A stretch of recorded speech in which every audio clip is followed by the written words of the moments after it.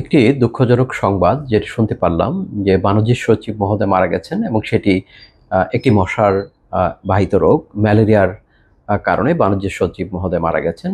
বিভিন্ন পত্রপত্রিকা এবং টেলিভিশনের সাংবাদিকরা আমাকে ফোন করছেন।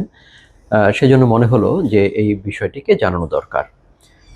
বাংলাদেশে আমরা দীর্ঘ সময় ধরে ঢাকা বা বিভিন্ন শহরে আমরা যে মশার সার্ভিলেন্স করি, সেখানে আমরা ম্যালেরিয়ার যে ভেক্টর অ্যানোফিলিস মশার প্রায় ৬টি প্রজাতি আমরা ঢাকা শহরে বিভিন্ন সময় আমরা পেয়ে থাকি।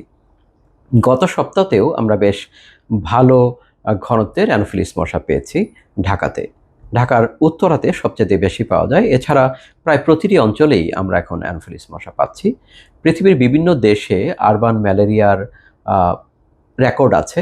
ঢাকাতে যে আরবান ম্যালেরিয়া হবে না তেমনটি নয়। তবে বাণিজ্য সচিব মহোদয় যেহেতু তার একটি বিদেশ ভ্রমণের ইতিহাস আছে খুব সম্প্রতি, উনি ওখান থেকেই আক্রান্ত হয়েছেন বলে আমরা ধারণা করছি বা সন্দেহ করছি।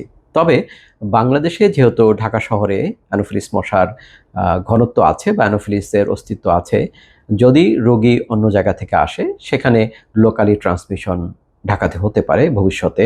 সেজন্য আমাদেরকে আগামভাবেই প্রস্তুত থাকা দরকার এবং ম্যালেরিয়ার ঝুঁকি এবং ম্যালেরিয়ার যে ভেক্টর ঢাকা শহরে আছে তার ভেক্টোরিয়াল ক্যাপাসিটি, স্পোরোজোয়েট রেট এগুলো নিয়ে গবেষণা হওয়া দরকার এবং আমাদের প্রস্তুত থাকা প্রয়োজন বলে আমি মনে করি।